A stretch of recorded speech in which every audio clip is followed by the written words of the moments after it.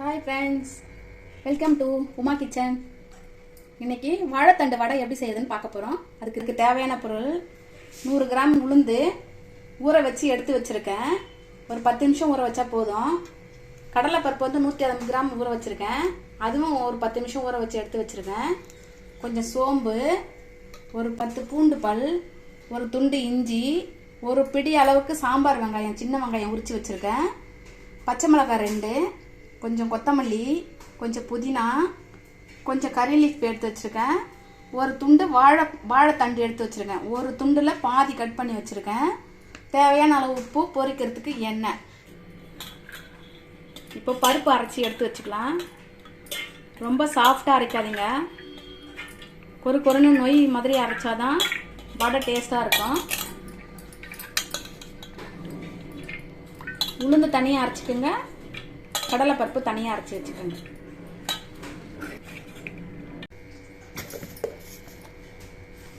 இப்போ கடலைப்பருப்பு வந்து நொய்யாக அரைச்சியாச்சு. இப்போ ஒரு பாத்திரத்தில் இதை எடுத்து வச்சுருங்க. இப்போ உளுந்து வந்து போட்டு அது கொஞ்சம் சாப்பிட்டா அரைச்சாலும் பரவாயில்ல. கடலைப்பருப்பு மட்டும்தான் கொஞ்சம் கொரு கொருன்னு அரைக்கணும்.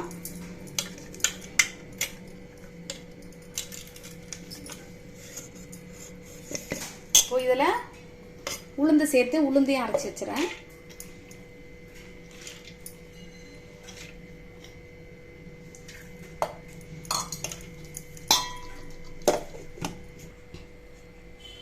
இப்போ இதை அரைச்சி முடிச்சாச்சு.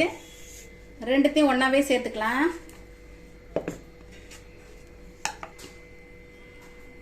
உளுந்து வந்து கொஞ்சம் சாஃப்டாக அரைக்கணும், கடலைப்பருப்பு வந்து கொஞ்சம் கொரு கொருன்னு அரைக்கணும். ஏன்னா ரெண்டுத்தையும் ஒன்றா சேர்த்து அரைக்க முடியாது, அதனால தனித்தனியாக அரைச்சி எடுத்துக்கோங்க. அதை தனித்தனியாக அரைச்சி எடுத்துருக்கேன். இஞ்சியெல்லாம் பொடியை நறுக்கி வச்சுட்டு இஞ்சியை நல்லா பேஸ்ட் பண்ணி வச்சுக்கோங்க.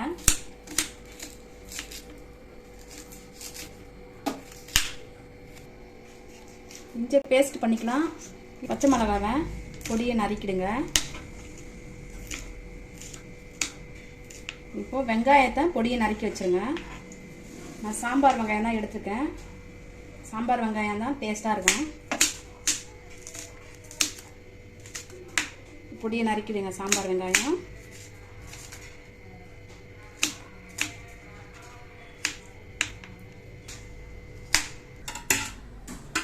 இப்போ வாழைத்தண்டு எப்படி கட் பண்ணுறதுன்னு பார்க்கலாம். இங்கே பாருங்கள், தண்டை வந்து இந்த மாதிரி அரிஞ்சிக்கணும். இப்படி அரிஞ்சு நார் வந்து இப்படி சுருட்டி எடுக்கணும். மெலிசாக அரியணும். அரிஞ்சிட்டு இந்த நார் வந்து இதுலேருந்து இப்படி இப்படி சுருட்டி சுருட்டி எடுத்துக்கணும். அப்போ தான் நார் வந்து நிறைய இருக்காது அதில். பாருங்கள், இதில் இருக்கிறதையும் எடுத்துக்கணும், நார் இல்லாமல் எடுத்துக்கணும். இந்த மாதிரி நார் எடுத்து எடுத்து இந்த பாருங்கள் நார் எப்படி இருக்குது, கீழே போட்டணும்.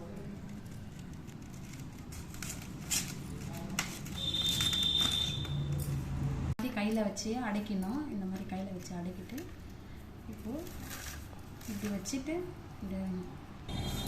இந்த மாதிரி சிறுவை இந்த மாதிரி அடிக்கிட்டு ரெண்டாக கட் பண்ணிக்கணும். இப்படி சிறுவை அரிஞ்சிட்டு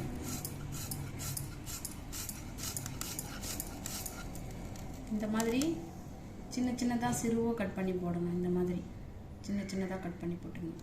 பெருசு பெருசாக போடக்கூடாது, சின்னதாக கட் பண்ணி போடணும், நைஸாக, நார் இல்லாமல். இப்போ தண்ணியில் போட்டுணும். இந்த மாதிரி தண்ணி எடுத்து வச்சுட்டு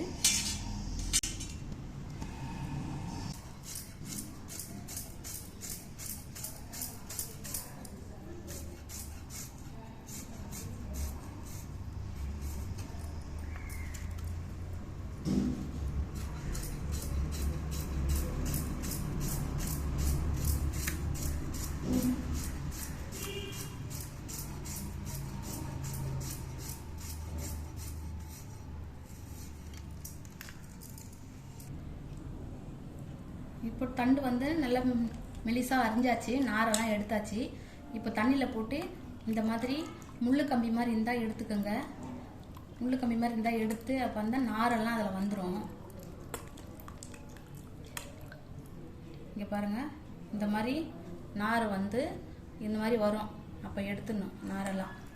இந்த மாதிரி தண்ணியில் போட்டு இது இப்படி இந்த மாதிரி பண்ணால் சுவட்டி எடுக்கணும் நார்.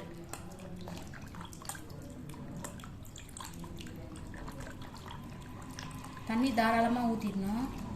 கம்மியாக ஊற்றினா சுவைலாது, நார் மாட்டாது. தண்ணி நிறைய ஊற்றி பெரிய பாத்திரத்தில் போட்டு இந்த மாதிரி சுவட்டினா நாரெல்லாம் மாட்டிட்டு வந்துடும்.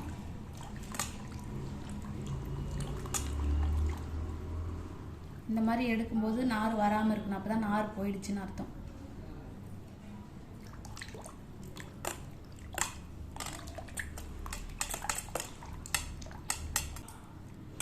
இந்த மாதிரி பார்க்கும்போது தண்டு தனி இருக்கணும். ஒன்றோட ஒன்று ஒட்டி இருக்கக்கூடாது.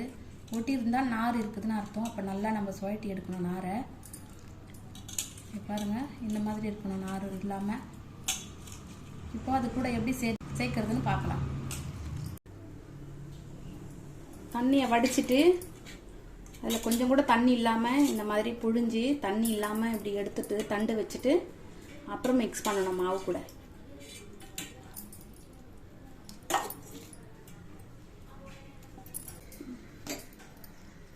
இப்போது இந்த தண்டு இதில் சேர்த்துலாம்.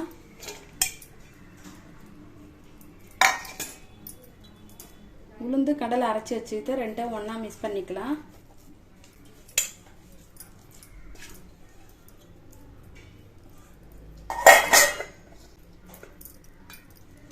இப்போ உப்பு தேவையான அளவுக்கு சேர்த்துக்கலாம். இஞ்சி பூண்டு விழுது அரைச்சி வச்சுக்கிட்டு சேர்த்துக்கலாம். கொஞ்சம் சோம்பு,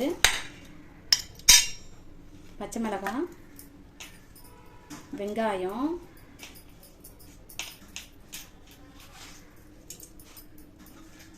கருவேப்பிலை சேர்த்துருக்கேன், கொத்தமல்லி, புதினா,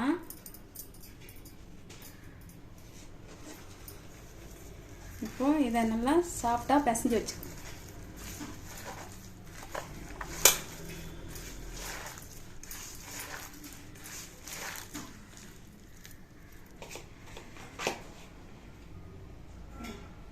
ஒரு ஸ்பூன் அரிசி மாவு போட்டுக்கோங்க.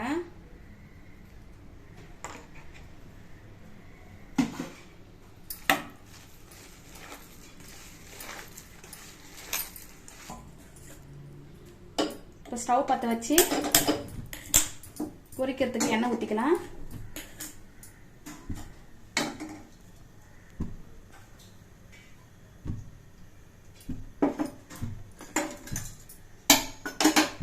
எண்ணெய் சூடான உடனே வடை தட்டி போட்டுக்கலாம்.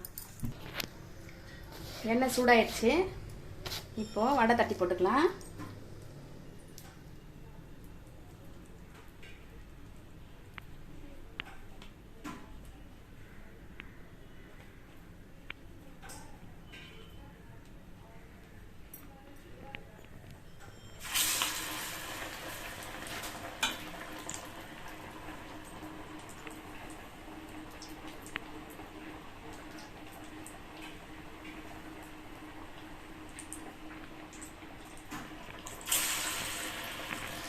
சிம்மில் வச்சுக்கோங்க.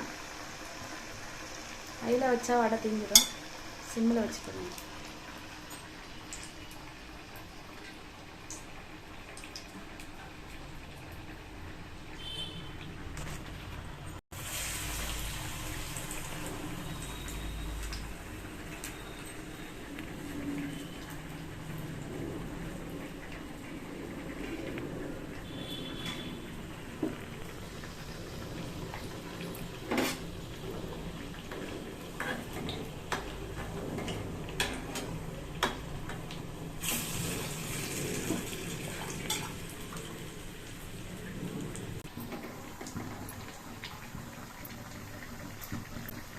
வெந்துடுச்சு, வடை ரெடி ஆயிடுச்சு. இப்போ எடுத்துடலாம்.